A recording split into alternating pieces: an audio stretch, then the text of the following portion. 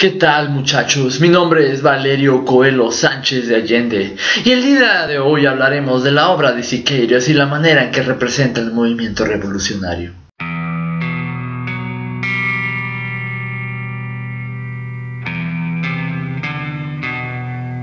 La temática del arte debe consistir en el hombre y en sus problemas. David Alfaro Siqueiros. Con esta cita podemos ver el pensamiento de David Alfaro Siqueiros. ¿Quién es él?, se preguntan. Mi nombre es José Baranda y durante esta tertulia ahondaremos en la personalidad de Siqueiros para desembocar en el cruce entre su visión y su obra, centrándonos en el yo revolucionario, en el fuego en alma y carne. Cabe decir que Siqueiros fue un revolucionario homogéneo. De cualquier vocación creyó que una mejora representaba un cambio abrupto y radical, pero que esto representaría un gran paso a una civilización mejor. El revolucionario, ideólogo, laureado, versátil, moralista y visionario grandemente elocuente, ente presente a su problemática. Esto es, centrándonos en el papel de Siqueiros dentro de la revolución, así como su reflejo en su obra. El gran Siqueiros, considerado uno de los 3 grandes de México, es el más joven. No como ese Diego Rivera que fracasó en reflejar el México revolucionario. Pues ¿cómo lo iba a hacer? Se estaba fuera del país viviendo cómodamente. Pero el gran Siqueiros, considerado uno de los 3 grandes de México, también es el magnánime, elocuente y tenaz.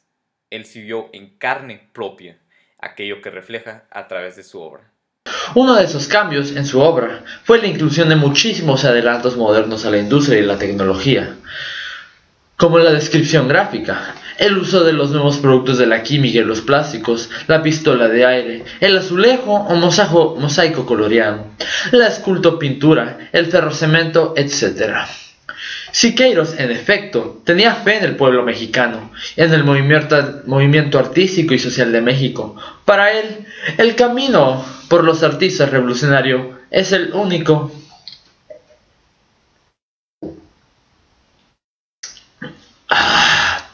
y el adecuado.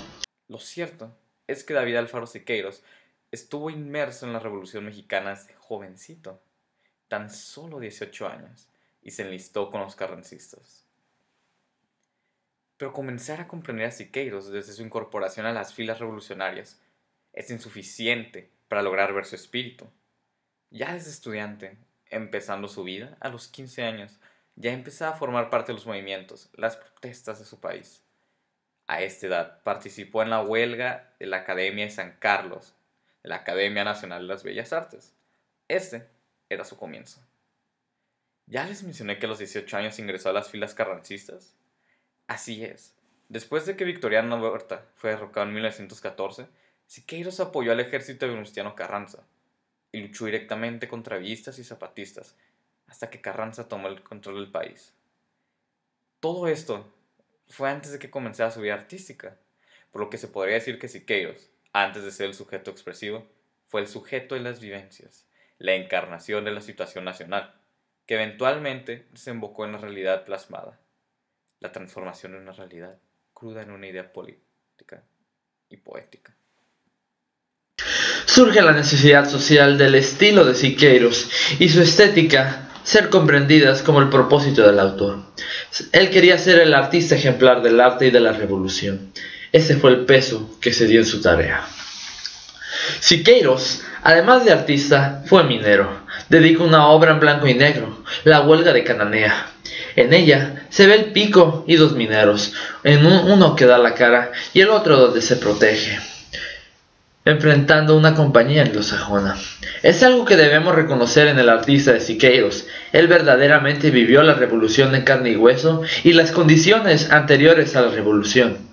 Eso crea su obra y es muy difícil desligarla de eso. Otra obra, La dictadura contra la revolución, se muestra a Díaz rodeado por la aristocracia mexicana y a su lado un militar. Este universo refleja 2 cosas: la división de los 2 grupos que seguían a Díaz, los científicos y los militares. Ambos disputaban por convencer a Díaz por sus propuestas. Es por eso que aquel señor del sombrero le ofrece la mano, mientras que el general al lado suyo, que es posiblemente el general y el sobrino de Porfirio, Félix Díaz, mira con cierto desagrado el Señor. Particularmente, la obra de Siqueiros refleja dos cosas: homogeneidad y trascendencia histórica.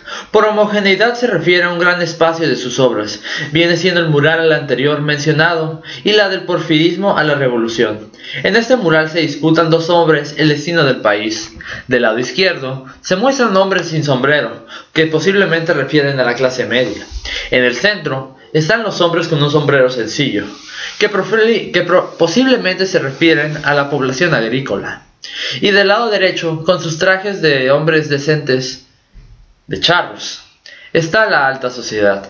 Todo este microcosmos encierra esos tres tipos de clase convertidos en masa, dejando los personajes históricos disputar. Existe además rostros conocidos de personajes entre la masa, como el curioso caso de Ricardo Flores Magón, el cual aparece en la multitud de la obra del porfirismo y la revolución. Cabe decir que las ideas de Ricardo Flores Magón eran parecidas, mas no iguales a las de Siqueiros, de tal manera que pudo haber estado allí por esa razón. No es hasta los años 20 que Siqueiros comienza a producir obras importantes, pero esto no significa que no vayamos a analizarlas. A continuación, veremos uno de sus murales más famosos, Entierro de un trabajador, terminado en 1923.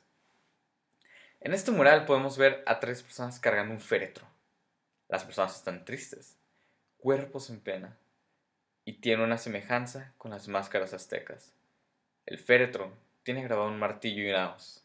Ahora bien, esto es solo un ejemplo, pero uno puede ver dos elementos claramente, uno social y uno político.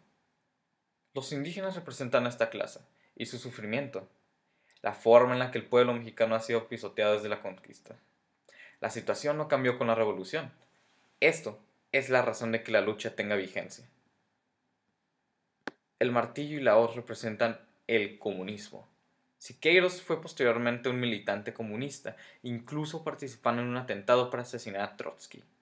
Era stalinista, pero más allá de una tendencia política, hay algo claro en la obra de Siqueiros, una inconformidad con la condición económica de la población. Esta es la segunda justificación de la revolución. Bueno, esto es todo por ahora. Muchas gracias. Su servidor, José Baranda, aquí estará hablando próximamente, así como nuestro amigo Valerio. Y si están interesados en otros personajes, bueno, revisen otro programa porque este ya terminó. Y bueno, muchachos, eso es todo por mi parte. Yo soy su servidor Valerio Coelho Sánchez de Allende. Muchas gracias por haberme escuchado.